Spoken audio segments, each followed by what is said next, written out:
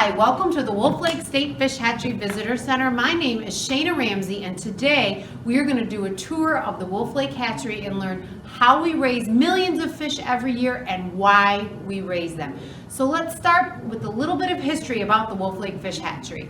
We have been here since 1927. The Isaac Walton, which is a national conservation group, purchased the original 78 acres here for about $5,000. They then donated it to the state of Michigan for the specific purpose of raising fish. We started off raising bass, bluegill, and trout, and we currently raise 4 different species of fish. Let's check them out. You come over here, you can see this one here. This is a walleye. We raise between 40 and about 50 million walleye every year. Next, you'll see above my head, this is a northern pike. Now, the last time we raised northern pike here at Wolf Lake was in 2005, and that's because they're doing really great on their own. They don't need the extra help that the fish we raise do, but we like to keep it up there to talk about it. It's a great fish, still really popular by anglers, and we're constantly keeping tabs on it out in the wild when we do surveys and making sure that if they do need a little extra help, maybe we could start raising them again. Next here we've got a Great Lakes muskie. We are the only hatchery in the entire state of Michigan that raises the Great Lakes muskie. We won't see those today, unfortunately. We don't get them till later this spring, but we do raise them, and we raise anywhere from 20 to maybe 50,000 of those. Right here we've got a Chinook salmon, also known as a king salmon. We raised this year about 1 million of those. We'll get a chance to see those later on in the tour. And then all the way down here we've got a steelhead trout. Now this is the fish that we raise the most in numbers and weight. We've got about 700,000 to 800,000 of them, but they're a year old, so they're going to be 7 to 8 inches in size. We call these kind of our bread and butter fish. We'll get a chance to see those as well. And if you turn around, we're going to look above the desk here, so follow me, and we will look at a replica of the biggest fish ever caught in Michigan. This is a lake sturgeon. Now, we used to raise lake sturgeon. We don't anymore. We'll talk about that a little bit later. But the one you're looking at here, this weighed 193 pounds, and it was 7 feet 5 inches long. It actually weighed more than the guy who caught it. The guy that speared it through the ice only weighed about 190. So this one is actually bigger than him. And then if you look over here to the left, you will also see another fish. This is a Great Lakes muskie.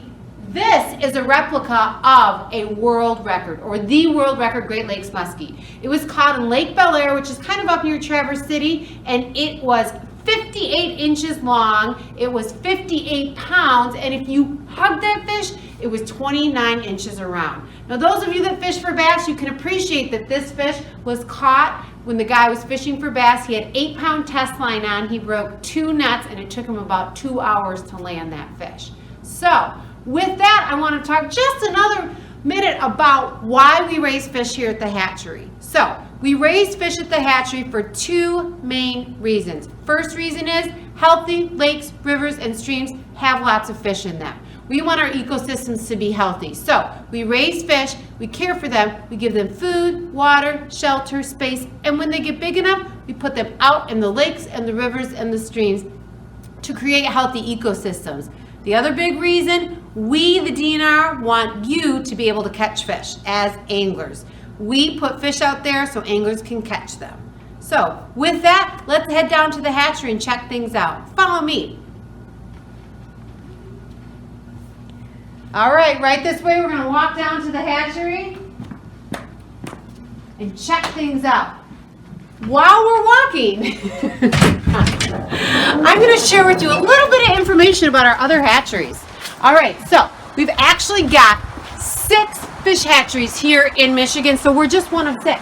Now, the other 3 in the Lower Peninsula are the Harrietta Fish Hatchery.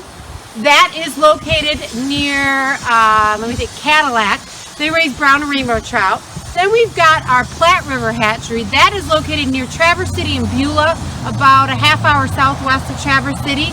And they raise coho salmon, Chinook salmon, Atlantic salmon, and I believe they've raised walleye on and off before. So let's see, I've got those 3. Oh yeah, I don't want to forget the Odin Fish Hatchery. They also have a visitor center, which you totally need to check it out. They raise brown trout and rainbow trout there, and grayling. which were lost from Michigan in 1935.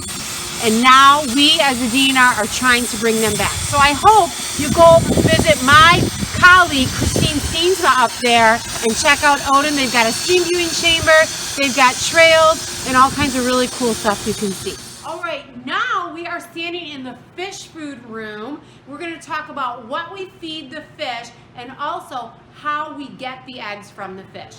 At Wolf Lake, we use what is called wild broodstock. So that means we go out into the lakes, the rivers, and the streams into the wild and capture the fish, spawn them, and then bring their fertilized eggs back to Wolf Lake. Some of our hatcheries use what's called captive broodstock, and they might have adult fish there year-round, and then when they're ready to spawn, they just go out to the tanks and get them. Let's start by talking about the fish food. So right here on this board, you see all these different size fish food pellets. So let's start here. If you've ever been to Wolf Lake and fed the fish, you probably fed them these pellets. Our trout and salmon love to eat these pellets. And you can see on this board we've got different sizes. It starts at size 0. It's very fine, almost like sand, and then slowly gets bigger and bigger and bigger, all the way up to 4 millimeter. That's what we feed our fish in the show pond. Now, like I said, these are for trout and salmon. They really like these artificial pellets.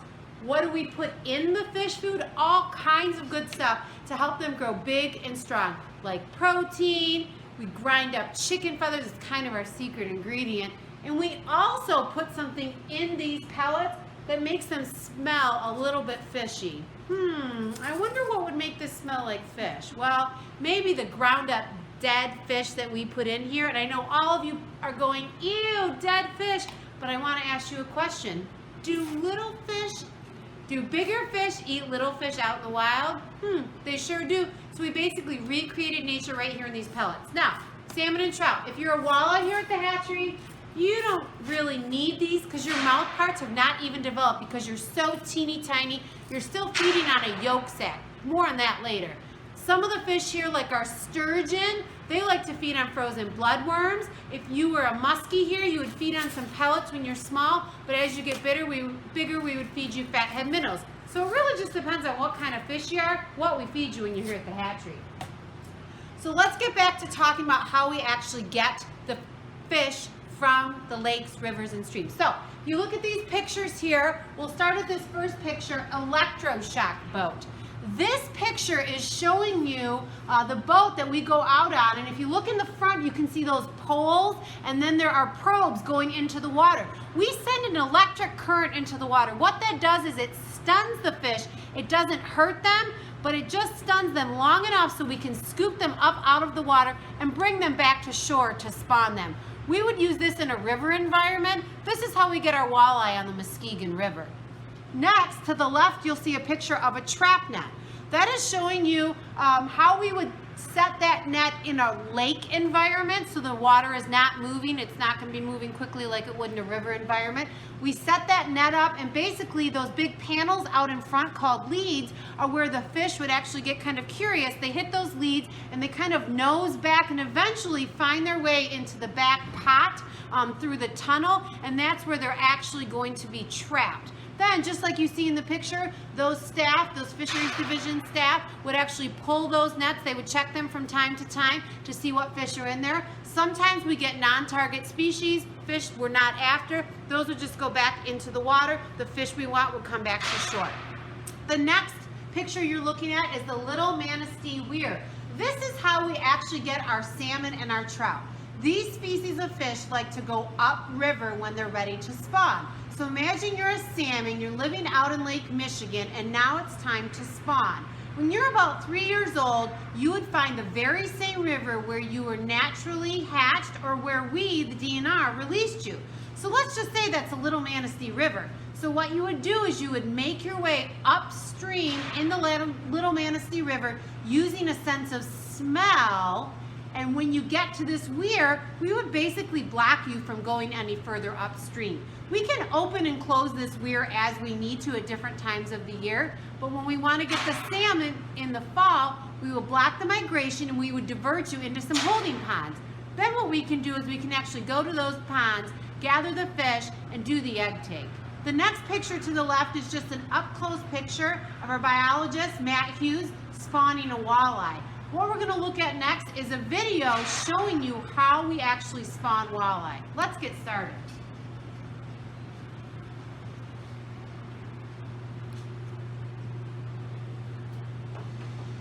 All right, so this video is on the Muskegon River. Typically, this is the last week of March or the first week of April, depending on water temperatures.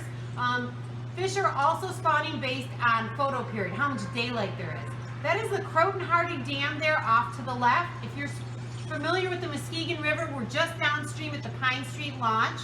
Here we are, we've shocked the fish. We're now netting the fish and putting them on the boat. Coming back to shore, we've got 3 nets. One for males, one for females, one for fish to recover in after they've been spawned. The next thing you'll see is biologists testing the fish. What they're doing is, well, they're also sorting them, males and females. They're testing them though for ripeness. So they're looking to see, is the fish ready to spawn? Maybe it's not ready, or maybe it already has spawned. So where are they at in the process? So they would separate them out there. Next, what they're going to do is bring a female fish over to our biologist. How do we know if it's a male or a female? Females, when she's got hundreds of thousands of eggs in her belly, gonna have a big belly. They're also typically much larger than males. Their mat is just spawning that female by rubbing or gently squeezing the eggs out of the fish. About 180,000 eggs per female on average. Next, what we would do is take the male fish. The males are going to be smaller. We get the milk from the male and then gently toss the males back into the river. We mix the milk, M-I-L-T, with water and then add that to the eggs. The eggs are now fertilized. They'll sit in the river for at least an hour to harden up. This is back at the hatchery. We put them in the jars. The red substance you see is not blood, it's actually iodine. We're cleaning the external surface of the egg, making sure we don't bring any pathogens or unwanted bacteria into the hatchery, where we could actually affect nearby healthy fish. Next, let's head into the incubation room. Follow me. This is where eggs will come when we get them to the hatchery. Unfortunately, today we don't have any eggs yet. The next eggs we're gonna get are the walleye later this month in March or the early part of April. All right, we are in the incubation room. Right now, in the middle of March, it's kind of quiet, but pretty quick here, we'll get all those eggs in from the Muskegon River and our walleye. When those walleye do arrive to the hatchery, those cool water fish, they're gonna go into incubation jars like this. You can see the pipe going into the jar. What that's going to do is have water that's gonna keep those eggs circulating. We don't want the eggs to stick together because if they stick together, they could suffocate, and we don't want that to happen. So we've always got water moving ever so slightly. Now, after I believe it's about 18 to 21 days, somewhere in that range, based on our water temperature, the walleye will hatch. Once they hatch, they start to swim up, and then they flow into this trough you see here. So use your imaginations that there's water running, the fish are hatching, they flow into here, and then we divert them using our very special water slide made of PVC pipe that takes them out into larger tanks.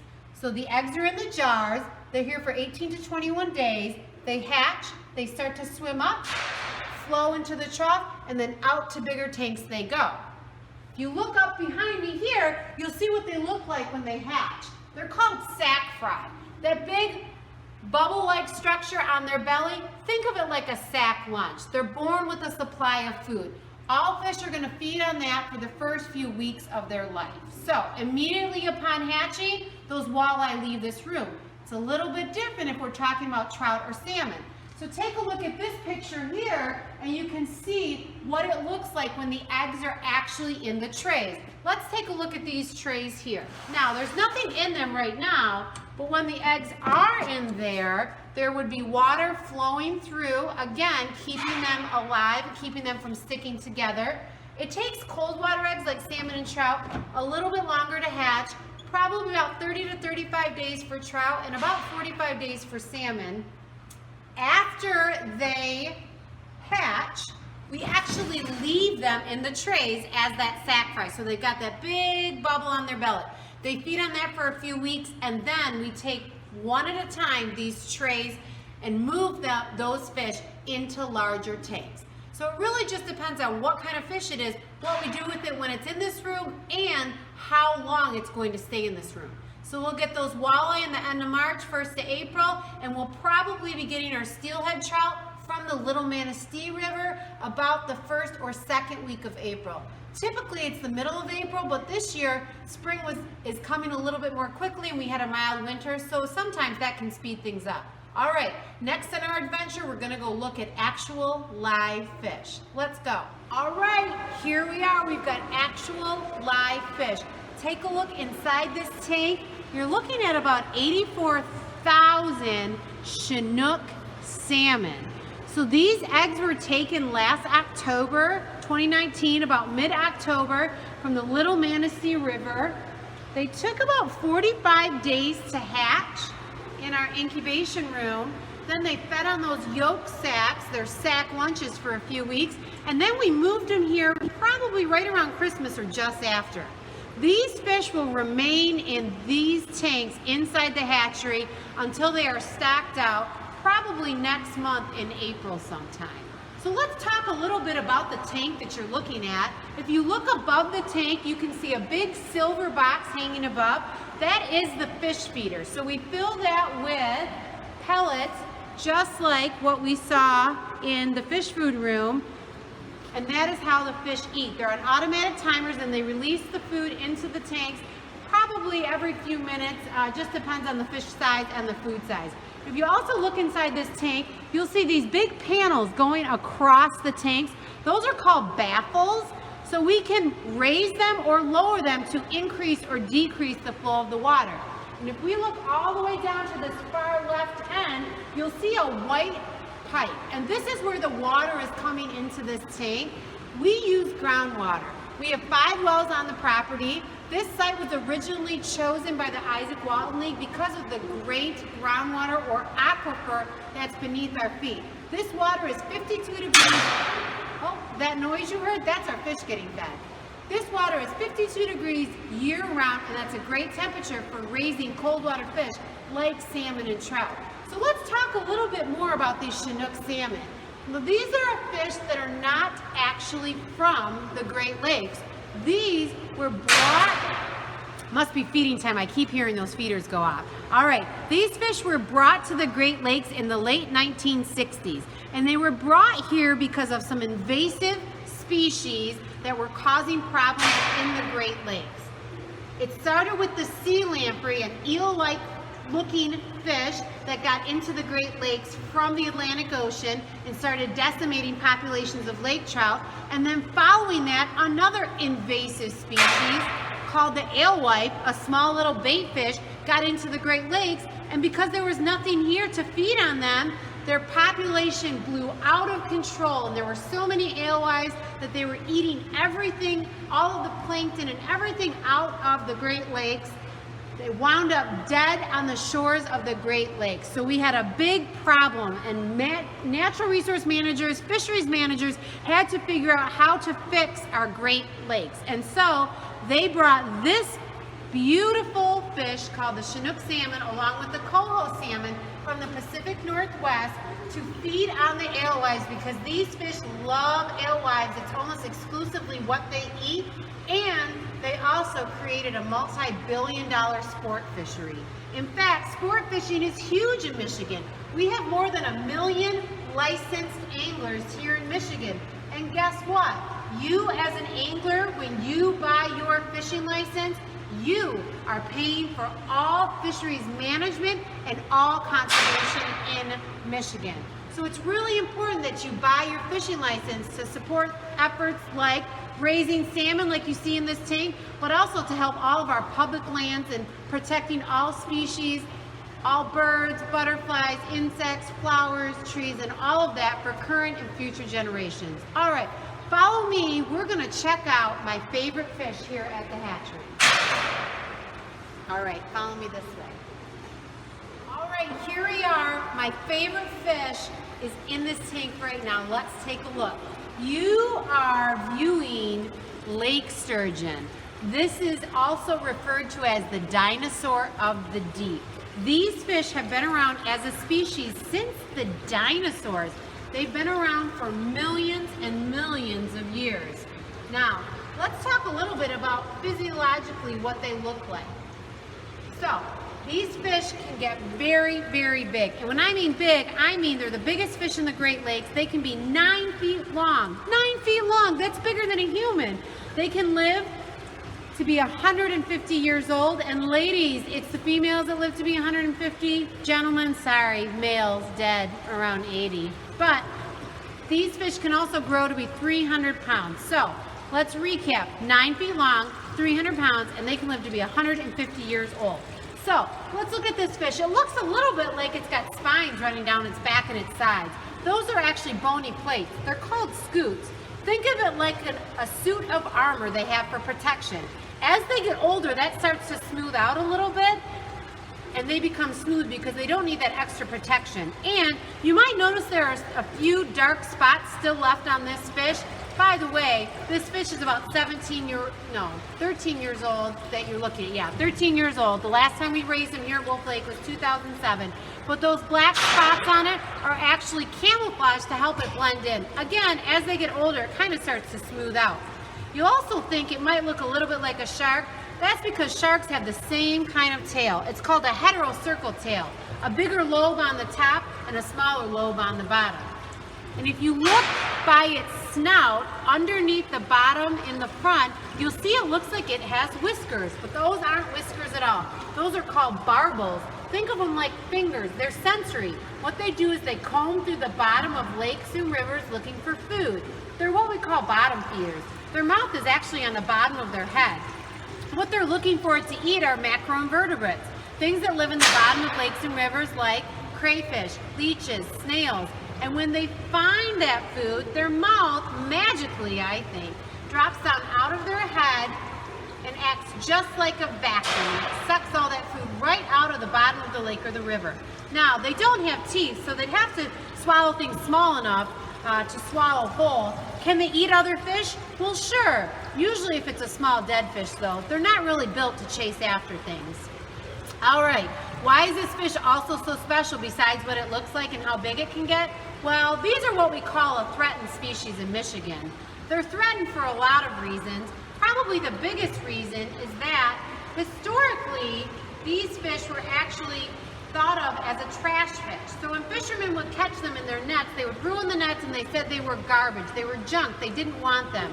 And they would put them on the shores, they would let them rot and die, or they would burn them.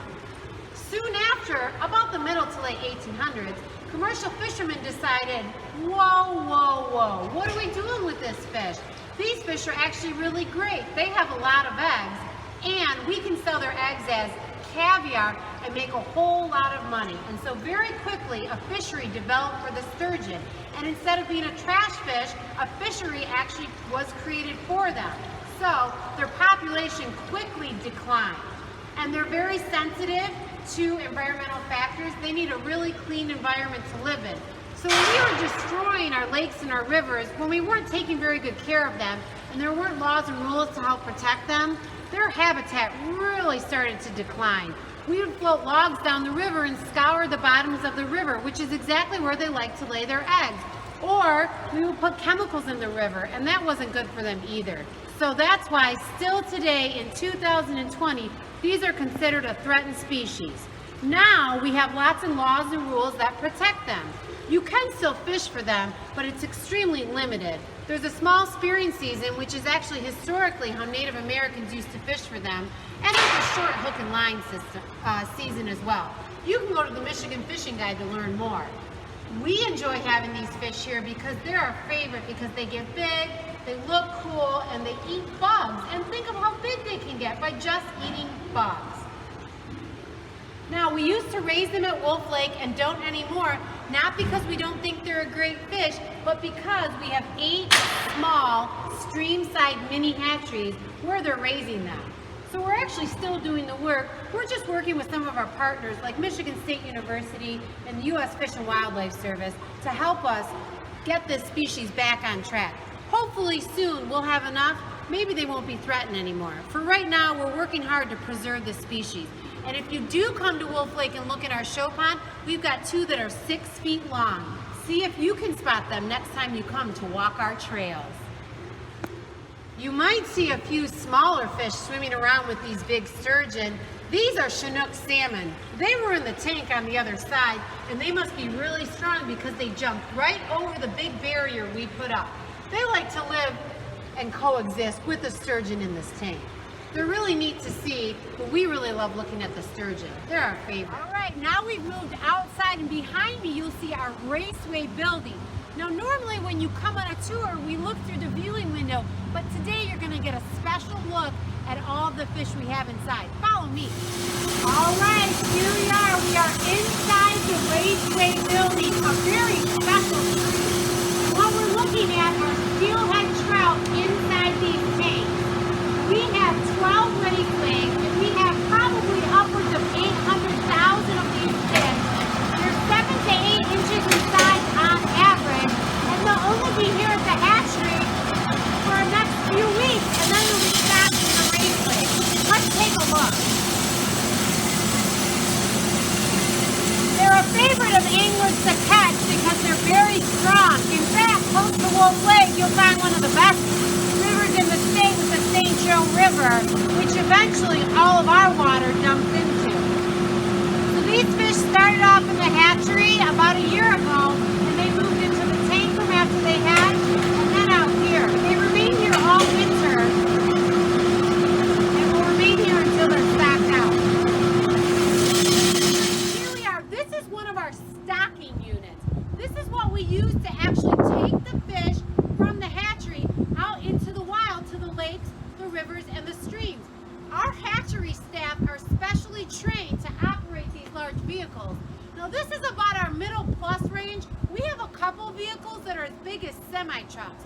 Our whole fleet is around 18 vehicles. Now, there are different compartments. As you can see, we have 4 on this truck, so we can go to more than one stocking location. We also have to make sure the fish are doing really well in here. Imagine you're in a tank with thousands and thousands of your friends. You'd probably be a little stressed out. So we have to make sure there's lots and lots of oxygen in the water. And our staff are constantly checking it. They could go from Wolf Lake down here in southwest Michigan all the way into the western end of the Upper Peninsula with some of the fish we have. It's really important that we take really good care of them along the way. So we have monitors and things that we're constantly checking to make sure they're doing good. All right, so there are no fish in here right now, but this is what the tanks look like where we do put the fish.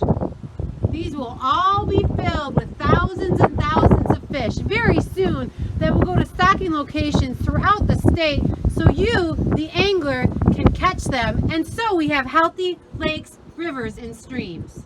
That's it. We're done with our adventure here today at the Wolf Lake State Fish Hatchery. We hope you enjoyed learning how the Michigan DNR raises millions of fish every year to put out in the lakes, rivers, and the streams so people can catch them, and so we have healthy lakes, rivers, and streams.